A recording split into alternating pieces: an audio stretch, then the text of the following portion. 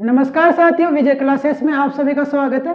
साथियों, आज हम बात करने वाले, जो हम कल के क्लास में हम बात कर रहे थे स्थानीय स्वशासन की, तो उसी क्लास को आज हम यहाँ पे कंटिन्यू करते हैं। तो स्थानीय स्वशासन की मैं बात करता हूँ। स्थानीय स्वशासन में जो पंचायती राज के बारे में हमने बात की थी, और ये पंचायती राज जो अधिनियम था, तो उसी के बारे में बात की। जो 1994 में यह अधिनियम लागू किया गया था। तो जैसा कि हमने बात की थी, जो नीति निर्देशक तत्व है, इसका अनुच्छेद 40 है। इस अनुच्छेद 40 में पंचायतों के गठन की बात की गई है। तो इसी के तहत में क्या किया गया कि 1994 में एक अधिनियम लाया गया पंचायती राज का, और उसे लागू किया गया। और उसी के तहत क्या किया गया कि मतलब जो गांवों में पंचायतें और नगरपालिका से संबंधित नियम बनाए गए, और नगरपालिकाओं की स्थापना की गई और पंचायतों की स्थापना की। इसी के तहत हमने कल के क्लास में बात की थी कि जो अनुच्छेद 243A में इसका उल्लेख किया गया था, इसी के बारे में। अनुच्छेद 243A से लेके अनुच्छेद 243O तक, तो अनुच्छेद 243A B C इन सभी के बारे में हमने बात कर ली थी। उसी के बारे में आके हम बात करते हैं कुछ जो इनसे जुड़े कुछ तथ्य है कि जो स्थानीय स्वशासन में और क्या अधिकार दिए गए और क्या कर सकते हैं। जैसे एक आरक्षण, अब मैं बात करूं जो स्थानीय स्वशासन पंचायती राज में जो आरक्षण की बात की गई है।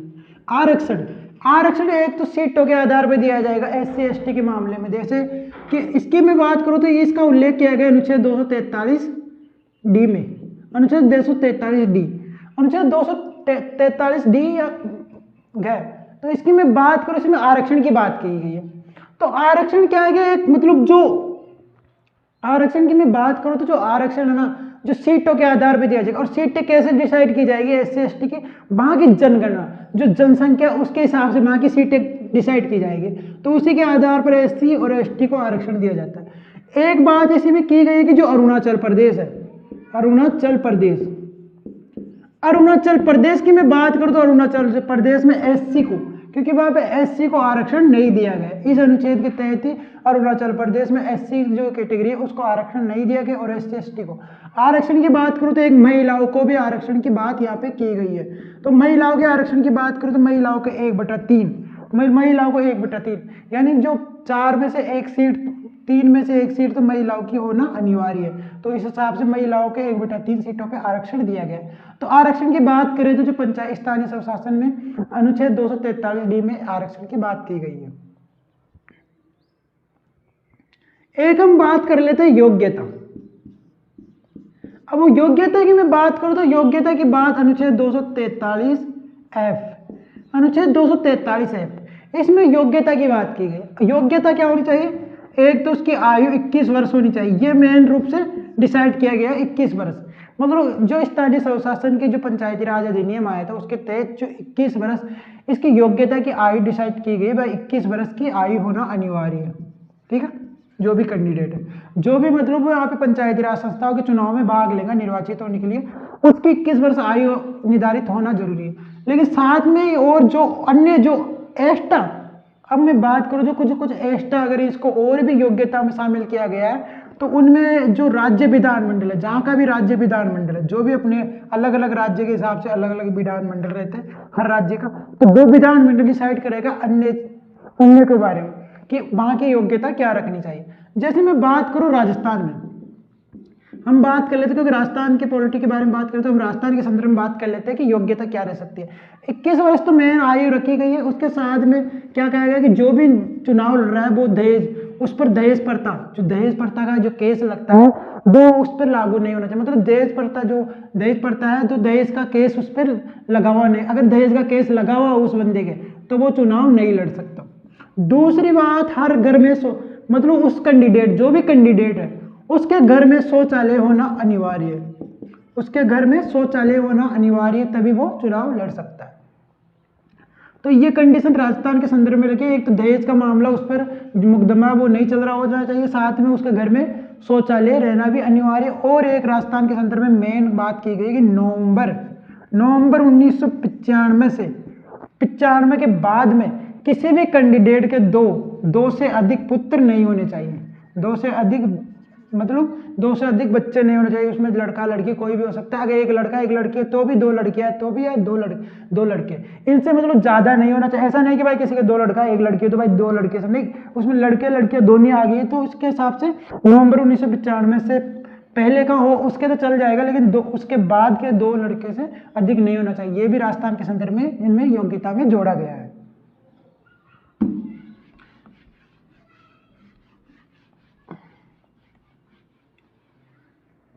अब मैं एक बात करता हूं, जो अनुच्छेद जी है, अनुच्छेद जी कौन सा, अनुच्छेद 243 का जी।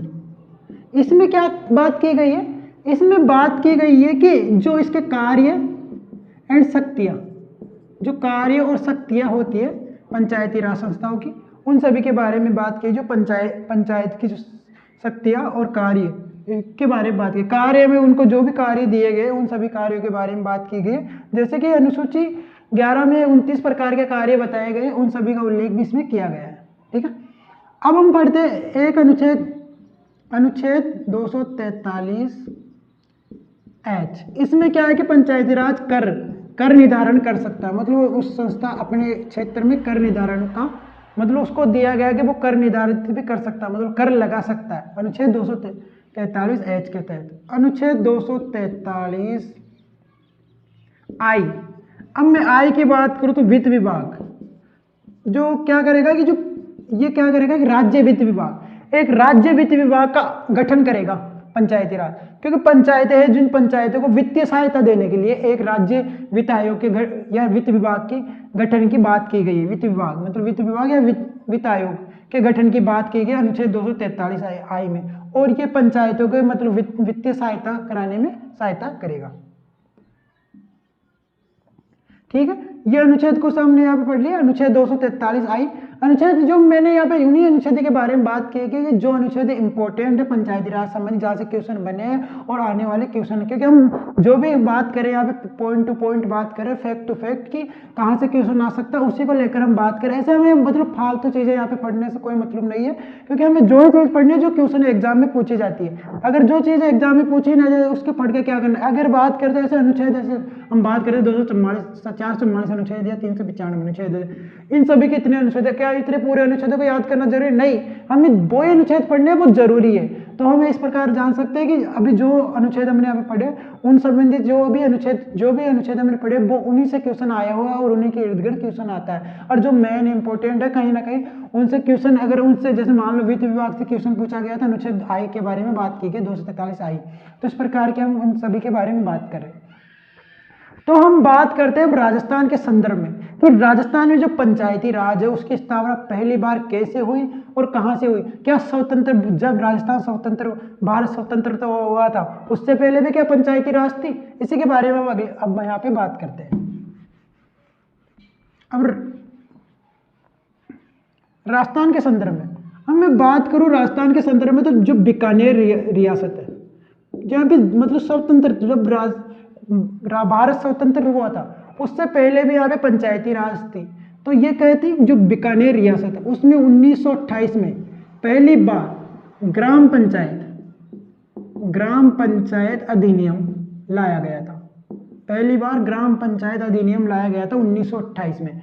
और भाई बात करें तो जयपुर में 1938 में यह अधिनियम लाया गया था। 1938 में 1938 में जयपुर में लाया गया था। सिरोही में 1943, 1900, और हम बात करें करौली में 1944 और भरतपुर में 1949, इन सभी में अधिनियम लाया गया था। लेकिन हमें मेन क्या कि पहली बार कहाँ पे लाया गया था, बीकानेर में ग्राम पंचायत अधिनियम लाया गया था। और जयपुर में 1938 में लाया गया था और बीकानेर में पहली बार 1928 में। यानी स्वतंत्र, जब भारत स्वतंत्र तो हुआ था उससे पहले भी जो रियासतें थी उनमें भी पंचायती राज जो अधिनियम लाया गया था, ग्राम पंचायत अधिनियम। ठीक है, अब मैं बात करूं तो जो पहली बार हमने बात की कि बीकानेर शासन में ग्राम पंचायत अधिनियम लाया गया था, जो राजस्थान पंचायती राज विभाग है 1949 में क्या होता है कि जब देश आजाद होता है उसके बाद में क्या होता है कि 1949 में राजस्थान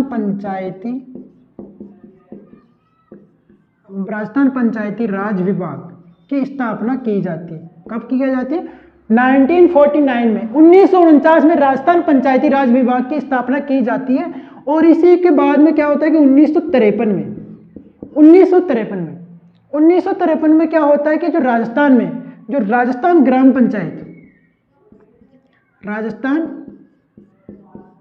पंचायत अधिनियम लाया जाता है। तो क्या होता है कि 1993 राजस्थान ग्राम पंचायत अधिनियम 1953 में लाया जाता है और ग्राम पंचायत अधिनियम लाया जाता है। उसी के तहत क्या होता है कि 1959 में राजस्थान जिला परिषद अधिनियम और 1959 में राजस्थान पंचायत समिति अधिनियम भी लाया जाता है। और इन सभी में पहली बार क्या होता है कि 1960 में चुनाव करवाए जाते हैं।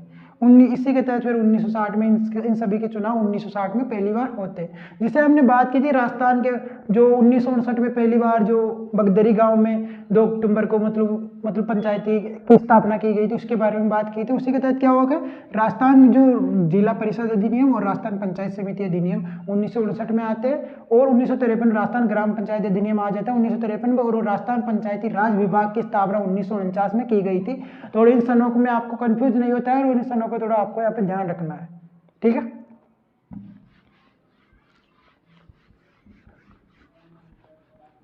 तो यहाँ पे हमने जो भी बात की थी, जो भी यहाँ पे बात की है, जो ये मतलब ये फैक्ट है, यहाँ से क्वेश्चन पूछा जाता है, या तो इनके सन पूछे जाएंगे या फिर इनका विभाग की स्थापना कब की गई, कौन सी सन में।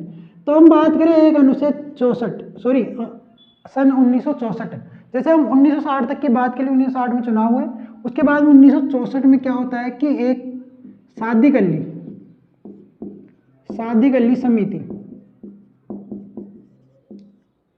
1964 में क्या होता है कि सादी गली समिति आती है। और ये क्या करती है कि ग्राम विकास अधिकारी जो ग्राम सेवक है, ग्राम सेवक जो हम जानते हैं उसको, मतलब उस ग्राम सेवक को प्रशिक्षण देने के बारे में बात करती है। मतलब उसको एक गांव के बारे में जानने की, मतलब ग्राम पंचायत के बारे में नॉलेज दी जाए, तो ग्राम सेवक के प्रशिक्षण की बात करती है। फिर हम बात करूं 1901 अधिनियम आता है 1973 में एक समिति बनती है, उसका नाम है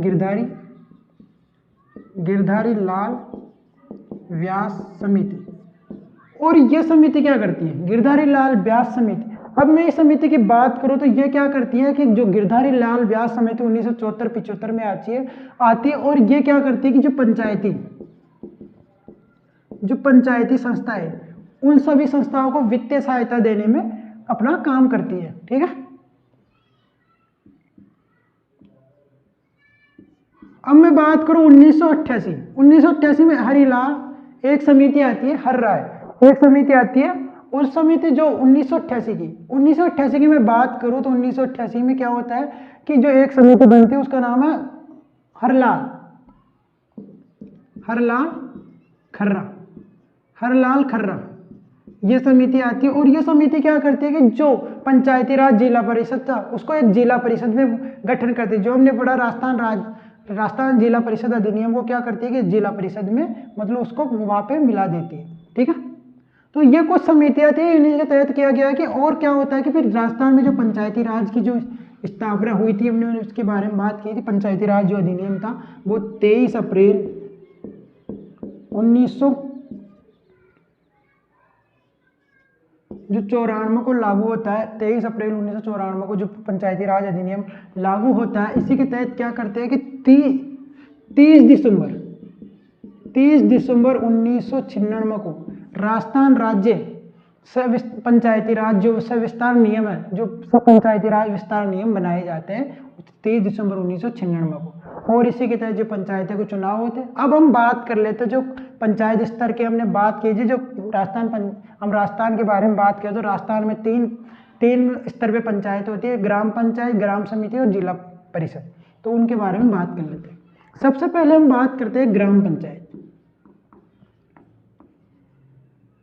पंचायत। अब मैं ग्राम पंचायत की बात करूं तो ग्राम पंचायत में कितने मतलब कौन कौन होता है, एक होता है सरपंच, एक वार्ड पंच, उप सरपंच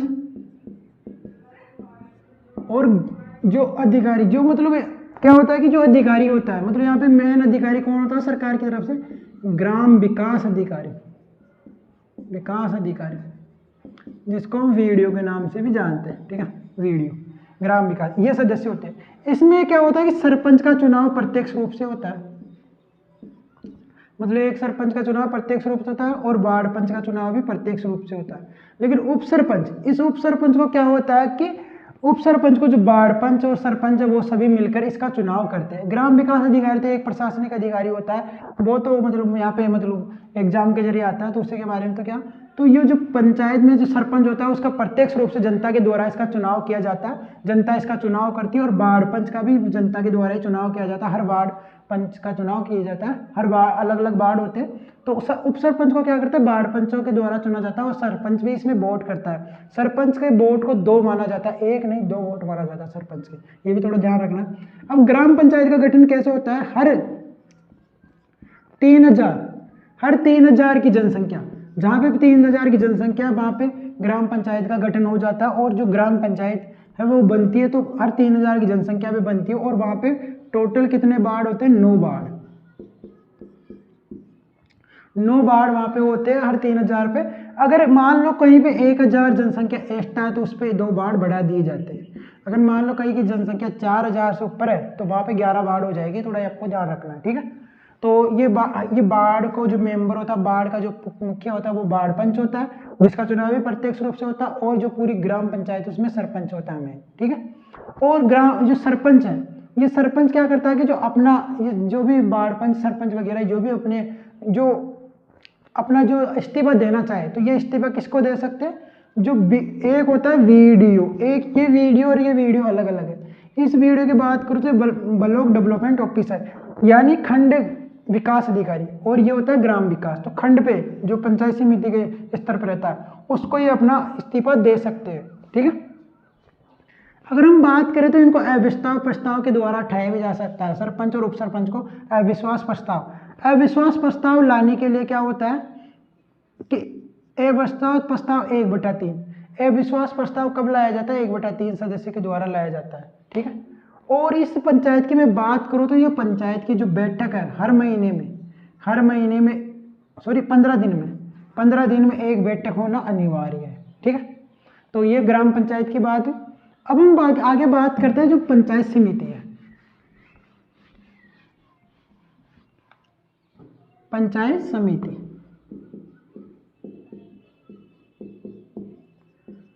पंचायत समिति की मैं बात करूं तो पंचायत समिति में क्या होता है, एक तो प्रधान होता है, एक उप प्रधान होता है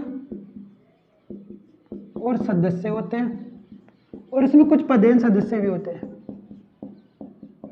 और जो सरकारी लेवल का जो अधिकारी होता है वो होता है खंड विकास अधिकारी, जिसको वीडियो बोलते हैं। वो वीडियो मैंने आपको बता दिया, अलग अलग है थोड़ा।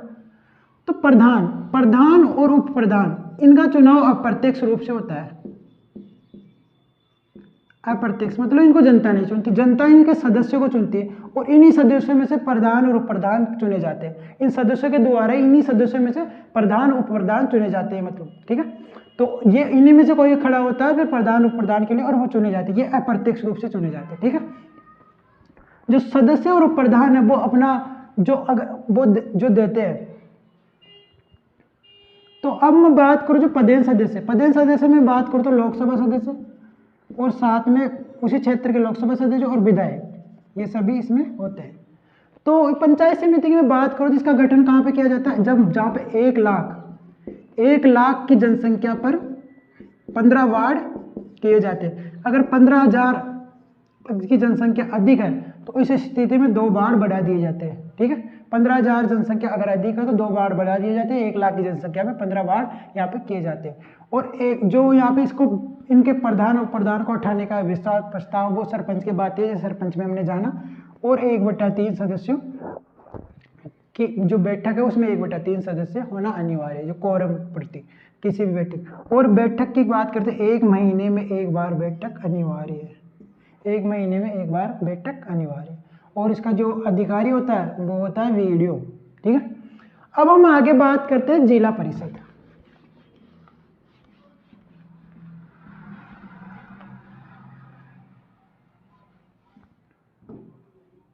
जिला परिषद। जिला परिषद की मैं बात करूं तो इसका गठन क्या कहाँ पे किया था, जिले में, जिले की पूरी जनसंख्या पे, ग्रामीण जिले के जो ग्रामीण क्षेत्र उस पर जिला परिषद का गठन किया जाता है। और इसका गठन क्या क्या किया जाता है कि एक लाख, मतलब इसमें क्या होता है कि 17 वार्डों में बांटा जाता है इसको, और अतिरिक्त वार्ड भी इसमें किए जाते हैं। अब मैं बात करूं जिला परिषद में कौन कौन होता है, एक तो जिला प्रमुख होता है, एक होता है उप जिला प्रमुख,